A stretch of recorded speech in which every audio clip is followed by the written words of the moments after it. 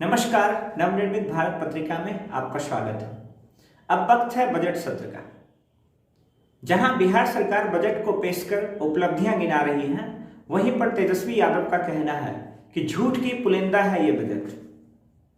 वहीं पर अजीत कुशवाहा ने आरोप लगाते हुए बिहार सरकार पर उंगली उठाया और कहा कि बिहार की समस्याओं का हल नहीं है ये बजट। बिहार की समस्याओं की अनदेखी की गई है इस बजट में, तथा उन्होंने ये भी कहा ये युवाओं की उम्मीद का बजट नहीं। हम लोग जब आए थे तो हमें लगा था कि राज्यपाल महोदय का अभिभाषण होगा और उसमें बिहार की जनता की उम्मीदें होंगी, आकांक्षाएं होंगे, सपने होंगे, और साल भर से जनता जिन सवालों को लेकर के जूझ रही है उसको हल करने के कुछ उपाय होंगे। लेकिन बहुत विस्तार से मैंने उसे पढ़ा और कई बार पढ़ा कल से, लेकिन मुझे लगा कि उन समस्याओं को हल करने की दिशा में कोई बात। इस वर्ष बजट की 60% राशि शिक्षा के विकास में खर्च किए जाएंगे, जहां नए तकनीकी कॉलेज तथा नए विद्यालय बनाए जाएंगे। परंतु पुराने विद्यालयों का क्या, जहां अभी तक न ढंग की लाइब्रेरी है न ही ढंग की लेबोरेटरी है। पुराने विद्यालयों में लाइब्रेरी और लेबोरेटरी नहीं होने के कारण विद्यार्थियों में उचित विकास नहीं हो रहा। जो शिक्षा का स्तर स्कूलों में होना चाहिए था उसमें भारी गिरावट आई है। जहां तक अजीत कुशवाहा जी का मानना है, उनका कहना है कि विद्यालयों में प्रचुर मात्रा में शिक्षक भी नहीं है। कई विद्यालय ऐसे हैं जहां साइंस सब्जेक्ट के शिक्षक नहीं है, ना ही विद्यालयों में लाइब्रेरी है, ना ही विद्यालय में लेबोरेटरी की सुविधा है, जिसके कारण शिक्षा के स्तर में गिरावट हुई है। सिर्फ छात्रवृत्ति बांटने से शिक्षा में विकास नहीं हो सकता है। उनका यह भी आरोप है कि छात्रवृत्ति के नाम पर छात्राओं को 25,000 रुपये की धनराशि या 50,000 रुपये की धनराशि एक तरीके का लॉलीपॉप है, जो शायद वोट बटोरने के लिए तय किया गया रणनीति हो सकता है। बिहार की कई बड़ी समस्याएं जो हम लोग लगातार देखते रहे। शिक्षा के सवाल पर बड़ी बड़ी बातें हुई है। उसमें है कि महिलाओं को इंटरमीडिएट पास करने पर 25,000 रुपया दिया जाएगा, ग्रेजुएशन पास करने पर 50,000 रुपया दिया जाएगा। लेकिन महोदय, शिक्षक दिया जाएगा कि नहीं दिया जाएगा इसकी कोई चर्चा नहीं है। क्या पैसे देने मात्र से हमारी लड़कियां शिक्षित हो जाएंगी? क्या विद्यालयों में, महाविद्यालयों में शिक्षकों की जरूरत नहीं है? एक भी महाविद्यालय में लेबोरेटरी नहीं है, लाइब्रेरी ढंग से काम नहीं करता, शिक्षक नहीं है, आप सिर्फ पैसे बांट रहे हैं, लॉलीपॉप दे रहे हैं। मैं समझता हूं कि इस लॉलीपॉप को दे देने से उनको बेहतर शिक्षा नहीं मिलेगी। उनको तभी बेहतर शिक्षा मिलेगी जब विद्यालयों में शिक्षक होंगे। आप जाकर हाई स्कूलों में देख लीजिए, कहीं साइंस के टीचर नहीं मिलेंगे, कहीं प्राचार्य नहीं मिलेंगे, और आप कह रहे हैं कि बहुत महिलाओं का विकास हो गया। ठीक है, आप 25,000 50,000 दे रहे हैं। उनकी इस बजट में सरकार के द्वारा यह भी पक्ष रखा गया है कि महिलाओं को दिया जाएगा उचित सम्मान। परंतु पिछले विगत कई दिनों से आशा कर्मी बहनें सरकार के खिलाफ निरंतर धरना प्रदर्शन में लगे हैं। उन्हें उचित वेतन नहीं दिया जाता है, और वहीं वेतन के लिए अगर वो आशा बहनें धरना प्रदर्शन करती हैं तो पुलिस के द्वारा उठाया जाता है लाठीचार्ज। तो फिर ये कैसा बजट है जो महिलाओं को सम्मान दिलाता है? हमारी आशा कर्मी बहनों की एक पैसा आप नहीं देते, लगातार वो आंदोलन करते हैं, उन पर लाठियां चलाते हैं। क्या वो महिलाएं नहीं है?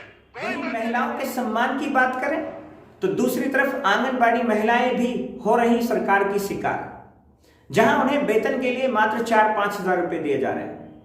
आज के महंगाई में जहां 1,000 रुपए में सिर्फ एक सिलेंडर हो सकता है, 200 रुपए लीटर तेल हो सकता है, तो फिर 4,000 रुपए में पूरा जीवन यापन कैसे संभव होगा?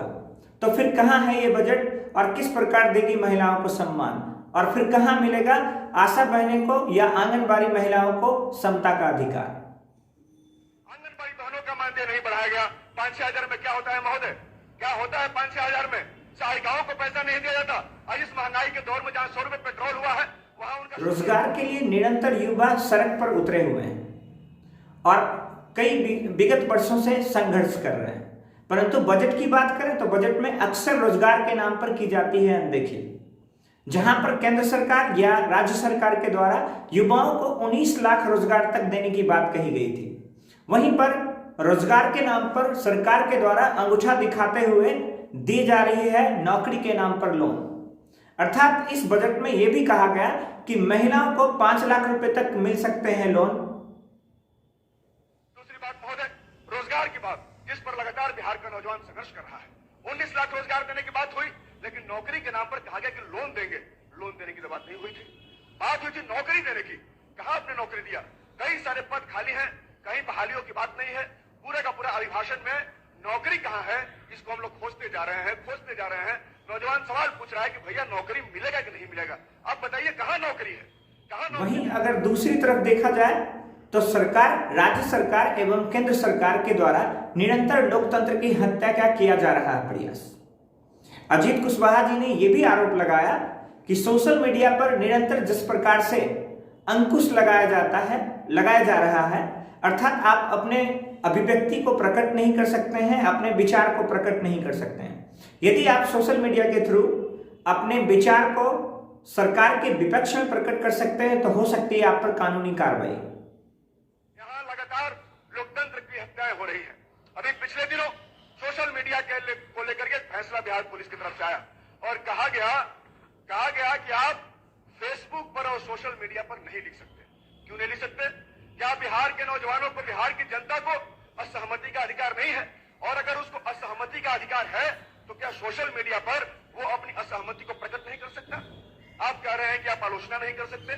क्या माननीय विधायक, माननीय मंत्री, माननीय सांसद या किसी बड़े ऑफिसर की आलोचना अगर हम सोशल मीडिया के माध्यम से करते हैं तो ये कहां से गलत है? लेकिन सोशल मीडिया पर लिखने पर रोक लगा दिया गया और कहा गया कि अगर सोशल मीडिया पर लिखिएगा तो आपके ऊपर पहले से ही युवा रोजगार के लिए संघर्ष कर रहे हैं, परंतु अंकुश लगाने का प्रक्रिया अभी तक थमा नहीं है।